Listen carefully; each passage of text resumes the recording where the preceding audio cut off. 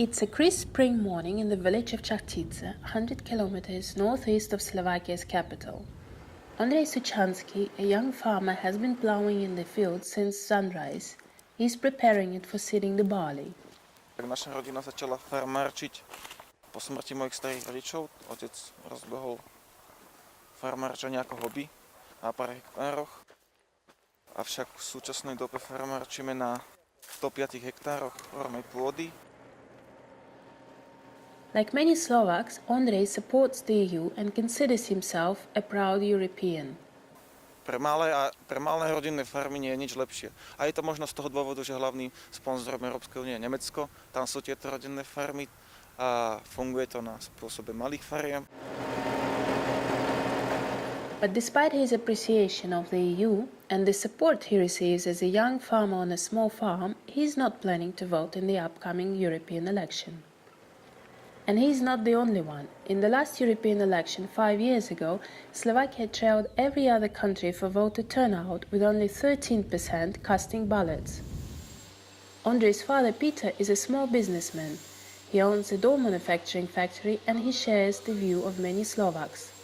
Áno, ale kým sme v Európskej únii, sme spokojní a nepovažujem tých 13 poslancov, či tam budú alebo nebudú za dôležité.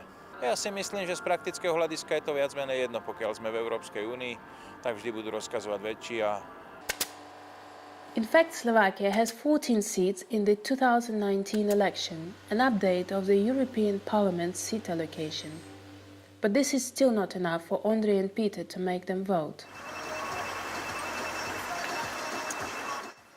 Michal Šimečka is rushing to a meeting in Bratislava, Slovakia's capital. The new party he represents, Progressive Slovakia, isn't even 2 years old yet. Michal is very passionate about the EU and is running for office himself. But he says he understands the Eurosceptics. The EU is not perfect, right? I mean, everybody is frustrated sometimes with the slow decision-making and everybody's frustrated with the EU or with the way the EU has dealt with the migration crisis, with the economic crisis and all these things. So there is obviously a merit to some of the criticism. But obviously what I do not agree with and do not accept that the answer is to divide Europe.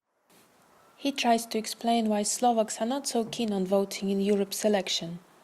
Much of the blame goes to Slovak politicians and whole generations of them who've not used the opportunity of EU membership to advance the country's interests, and that that pertains to everything from the poor quality of education and infrastructure and everything. So most of Slovaks feel that they are indeed a second-class citizens. It has been just over a year since investigative journalist Jan Kuciak and his fiancée were shot dead in their home near Bratislava. Thousands of Slovaks took to the streets again to commemorate the young reporter. It was the first execution-style killing of a journalist in Slovakia's modern history. It shocked the nation and sparked the biggest street protest since the fall of communism in 1989. I really think that there's a political awakening in Slovakia underway, and it's been started by the tragedy, by the killing of the journalist and his fiancée last year. And I think it revealed the extent of the links between, say, the oligarchy and organized crime and political elites, and that has mobilized a lot of people.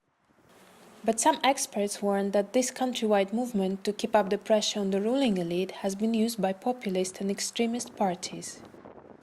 Dr. Patrick Paulak, who heads the Brussels office of the EU Institute for Security Studies, is concerned. With the low turnout in the elections, it's automatically easier to influence the populations that might participate. It's much easier to mobilize radical electorate as well. So that in turn might then lead to the situations that nobody is expecting. And we have seen it in several cases across Europe in the past, in cases like the referendum in Catalonia. We have seen a referendum in the United Kingdom that now we know have suffered from the significant meddling from the external powers. So that's something to really keep in mind this year. Michal Vašečka, a sociologist from Bratislava Policy Institute, believes a trend among Slovakia's young people can also be found in other European countries. They very often don't have a collective memory on major issues of Slovak European history, this is also one of reasons that one part of younger generation is in Slovakia voting for fascists. But generally speaking, we shouldn't be surprised. Those people are living for 15 years in the European Union, for 12 years in Schengen Treaty, and for 10 years in Eurozone. Most of young people actually don't remember Slovak crown. They became genuine Europeans in terms of their obvious world. The problem here is that very often they are not asking the questions, what does it mean to be member of the European community these days? Do I have also some duties? Generally speaking, young Slovaks have very limited information about functioning of the European Union. They have practically no clue about the European Commission, European Parliament, European Council. They don't know who is actually deciding what. Young people by the Danube showed little interest in the election. Popravde ani nevieme, kedy sú. Áno, a plánujem si to dovtedy pozisťovať všetko, len mám teraz aj maturitu a je to veľmi ťažké pre mňa sa na všetko sústrediť. Zatiaľ som sa nerozhodla, ale skôr možno nie.